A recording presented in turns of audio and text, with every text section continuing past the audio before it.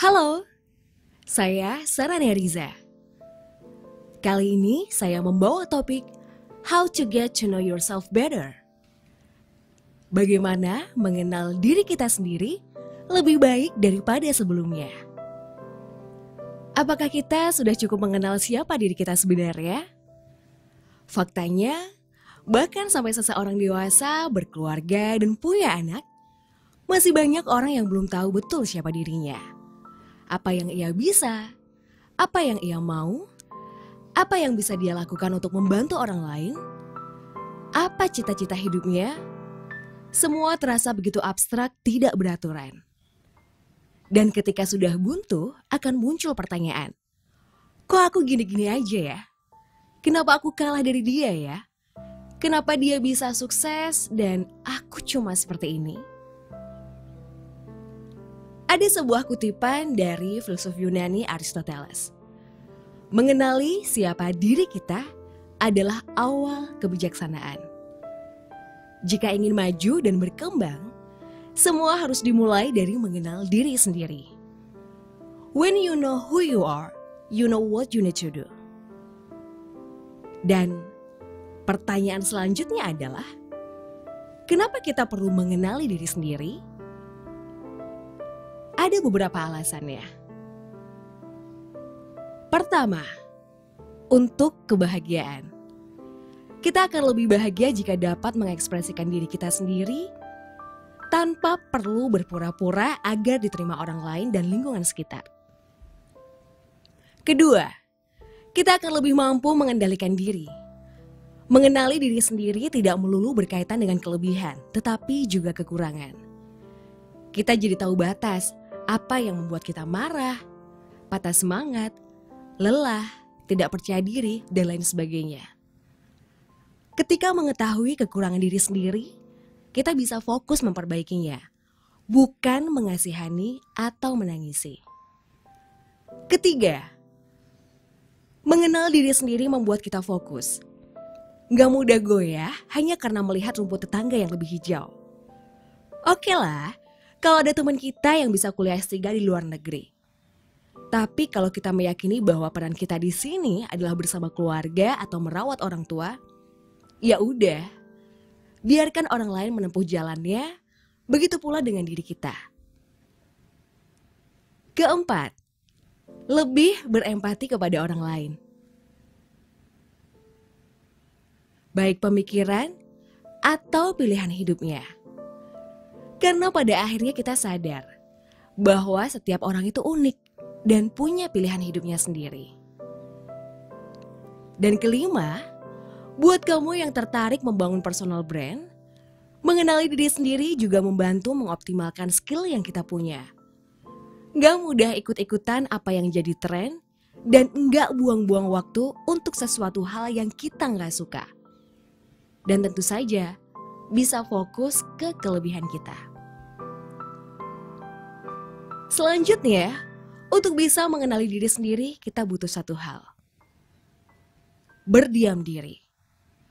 Luangkan waktu sejenak untuk melihat ke dalam. Oke, yuk teman-teman, ambil sebuah cermin, selembar kertas, dan sebuah alat tulis. Identifikasilah 6 hal ini dalam dirimu. Apa sajakah itu? Pertama, value atau nilai. Menurut Dr. Rohmat Mulyana dalam buku Mengartikulasikan Pendidikan Nilai, nilai adalah bagian keyakinan serta kepercayaan dari dalam diri seseorang yang menjadi dasar untuk melakukan suatu tindakan, baik kepada diri sendiri ataupun kepada orang lain. Contoh nilai adalah kejujuran. Jika seseorang memegang nilai kejujuran sebagai keyakinan dalam dirinya, maka dimanapun dia berada akan memegang nilai tersebut. Baik ketika ada orang lain maupun ketika sedang sendirian. Kedua, coba temukan interest atau minat. Minat ini bisa hadir karena bawaan dari lahir, atau bisa juga karena keadaan, pertemanan, dan lingkungan pekerjaan. Minat juga bisa berbentuk hobi yang kita geluti dalam waktu yang lama. Minat yang diasah secara terus-menerus akan menghasilkan keterampilan yang mumpuni dan bisa menjadi jalan karir bagi seseorang. Ketiga, temperamen, watak, atau karakter yang merupakan preferensi bawaan seseorang. Contohnya kayak gini nih. Kalau kamu adalah seorang introvert, maka kamu menemukan energi dari dalam diri sendiri. Berbeda dengan mereka yang ekstrovert, yang energi dalam dirinya terstimulasi dari lingkungan luar. Keempat, ini adalah waktunya kamu menemukan bioritme, yakni proses biologis dan psikologis yang menjadi sebuah pola dan dapat diprediksi setiap hari. Misalnya, kapan kamu tidur, kapan kamu makan, dan kapan waktu terbaik untuk bekerja. Karena ternyata setiap orang itu beda-beda loh. Seperti misalnya saya, lebih suka kerja di pagi hari dan gak suka begadang. Karena ternyata semakin bertambahnya usia, ketika begadang, tubuh saya jadi lemas seharian dan jadi malas-malasan.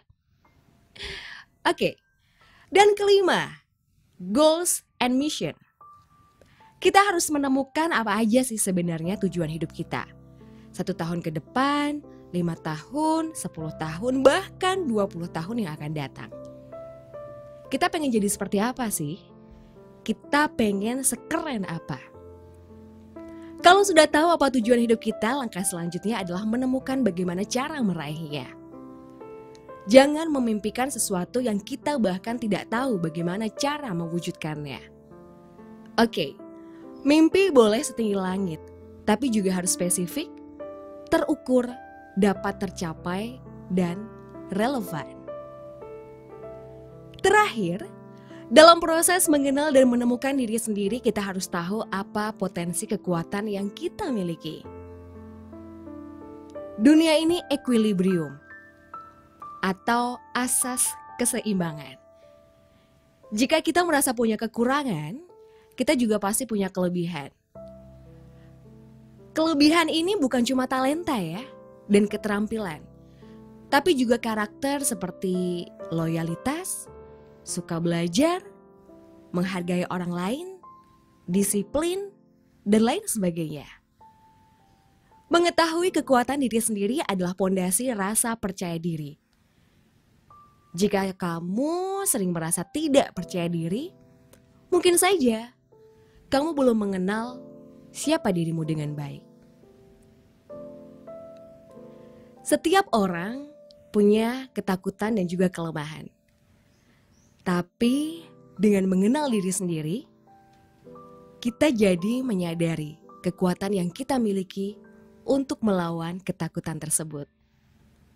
Dan sekarang adalah waktunya untuk berubah. Kapan? Sekarang.